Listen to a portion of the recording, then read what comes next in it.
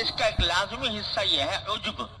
عجب کہتے ہیں اپنے آپ کو بہت اچھا سمجھنا، اپنے آپ کو پاک سمجھنا، اپنے آپ کو بہت اچھا سمجھنا، یہ عجب کہلاتا ہے. اور یہ بھی باطن کا ایک بہت بڑا گناہ ہے. آدمی کو اگر اپنی حقیقت معلوم ہو کہ میں تو ایک بے اختیار، میں تو ایک ایسا شخص ہوں کہ جو اللہ تعالیٰ نے پیدا کر دیا ہے اور میرے اندر نجاست بھری ہوئی ہے صبح سر سے لے کے پاؤں تک. اللہ تعالیٰ نے کھال کے ذریعے میری پردہ پوشی کر رکھی ہے. ذرا سی کھال کہیں سے چر جائے تو اندر سے گندگی نکلے گی، خون نکلے گا، پیپ نکلے گی، اللہ بچائے بول و براز نکلیں گے. تو غلاظتوں کا میں تو ڈھیر ہوں. لیکن اللہ تبارک، اگر کوئی اچھائی ہے تو وہ میرے اللہ کی عطا کی ہوئی ہے. اگر حسن ہے تو اس کا دیا ہوا ہے، اگر صحت ہے تو اس کی دی ہوئی ہے، اگر پیسہ ہے تو اس کا دیا ہوا ہے، اگر کوئی اچھائی ہے تو سب اللہ تعالیٰ کی عطا ہے. میری ذات کا کوئی کمال نہیں. ایک بندے کا کام یہ ہے کہ یہ سوچے، اور جب یہ سوچے گا تو جو بھی کچھ اچھائی اس کو حاصل ہوگی وہ اپنے اللہ کی طرف منسوب کرے گا کہ یہ اس کا کرم ہے کہ اس نے عطا فرما دیا ہے. اور جو بندہ عجب میں مبتلا ہوتا ہے تو وہ اپنے آپ کو بذات خود سمجھتا ہے کہ میں، یہ خیال نہیں آتا کہ مجھے اللہ تعالیٰ نے عطا فرمایا، بلکہ اپنی اچھائی کو اپنی ذات ہی کی طرف منسوب کرتا رہتا ہے. یہ میری اچھائی ہے، میں بڑا حسین و جمیل ہوں، میں بڑا صحت مند ہوں، میں بڑا مالدار ہوں، میرا مرتبہ بڑا ہے، میرے اندر فلاں اوصاف ہے، میرا علم ایسا ہے، میرا عمل ایسا ہے. یہ باتیں اس کے دل دماغ میں سما جاتی ہیں. اس کو عجب کہتے ہیں.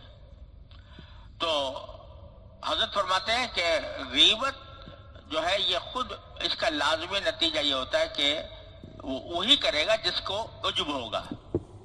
دوسرے کی برائی اسے نظر آتی ہے جس کو اپنی برائیوں کا دھیان نہیں ہوتا، اپنا عیب نظر نہیں آتا، تو دوسروں کے عیب ڈھونڈتا پھرتا ہے اور ان کے عیب کو بیان کرتا پھرتا ہے.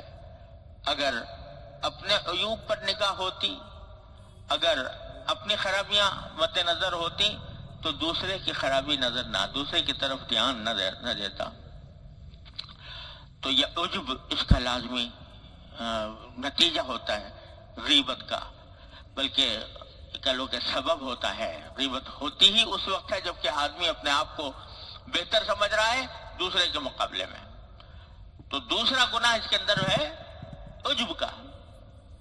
قرآن کریم فرماتا ہے وَلَا تُزَكُّوا أَنفُسَكُمْ، ارے اپنے آپ کو پاک صاف مت سمجھا کرو کہ ہم بڑے پاک صاف ہیں اور سارے عیوب سے مبرہ ہیں.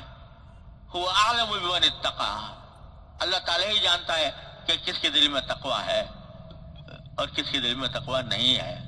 لہذا فَلَا تُزَكُّوا أَنفُسَكُمْ، اپنے آپ کو پاک صاف مت سمجھا کرو.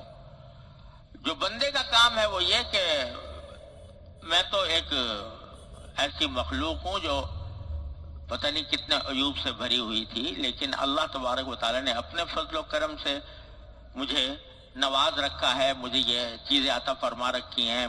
جو کچھ ہے اس کی عطا ہے.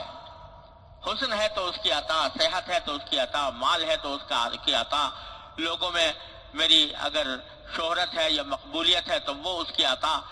وہ جب چاہے چھین لے، جب چاہے چھین لے.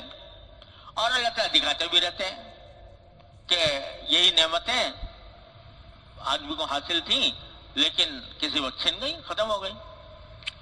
تو اس واسطے جب اس تصور کے ساتھ اچھائی آئے تو وہ ساتھ ساتھ شکر لاتی ہے اللہ تعالیٰ کا. یعنی وہ موجب ہوتی ہے شکر کا کہ اللہ تعالیٰ کا فضل و کرم ہے، میں اس کا شکر گزار ہوں کہ اس نے مجھے عطا فرمایا. اور جو عجب میں مبتلا آدمی ہوتا ہے اس کو شکر کی توفیق نہیں ہوتی، وہ پھر اپنی ہی اچھائی سمجھتا ہے، پھر شکر کی توفیق اس کو نہیں ہوتی.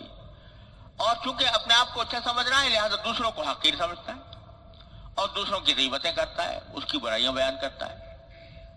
اس لیے عجب بھی اس کا ایک بڑا سبب ہے.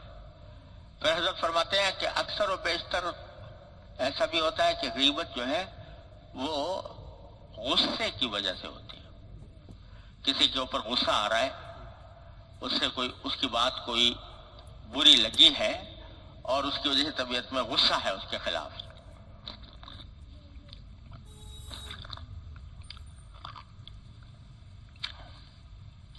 تو اس غصے کے نتیجے میں دل چاہتا ہے کہ اس کا منہ نوچ لوں، لیکن وہ موقع نہیں، تو جو اپنے حوالی موالی بیٹھے ہیں ان کے سامنے اس کی کچھ برائی بیان کرے تو وہ دل کا جو غصہ ہے، دل میں جو ایک بغض پیدا ہوا ہے، اس کا مظاہرہ اس طرح کر دیتا ہے کہ میرے ساتھ جو میرے دوست بیٹھے ہیں، میرے جاننے والے ہیں، حوالی موالی ہیں، ان کے سامنے میں اس کی برائی بیان کروں۔ تو غصہ، ایسا غصہ یا بغض کہ جو شرعاً حدود سے متجاوز ہے، وہ بھی اس کے اندر شامل ہوتا ہے۔ تو حضرت فرماتے ہیں پھر اس کا نتیجہ یہ ہے کہ جس وقت غیبت کر رہا ہے کسی بندے کی تو دین کا خیال نہیں رہتا، آخرت کا تصور نہیں آتا کہ مرنے کے بعد میرے ساتھ کیا معاملے پیش آنے والا ہے۔ لہذا ہے تو یہ ایک گناہ غیبت کا، لیکن پتہ نہیں کتنے باطنی امراض کا مجموعہ ہے، اور ان باطنی امراض کے نتیجے میں آدمی دھستا چلا جاتا ہے، اس دلدل میں پھنس گیا تو پھر نکلنے کا راستہ مشکل ہوتا ہے۔ ان گناہوں کی دلدل میں آدمی متذبذب رہتا ہے۔ اللہ سبحانہ، لہذا حضرت کو فرمانے کا منشا یہ ہے کہ بھائی ہم لوگ اپنی جانوں پر رحم کریں اور اس گناہ سے اپنے آپ کو بچانے کی فکر کریں۔ کسی دوسرے کی برائی کرنا اس کے پیٹھ پیچھے، اس سے اپنے آپ کو بچائیں۔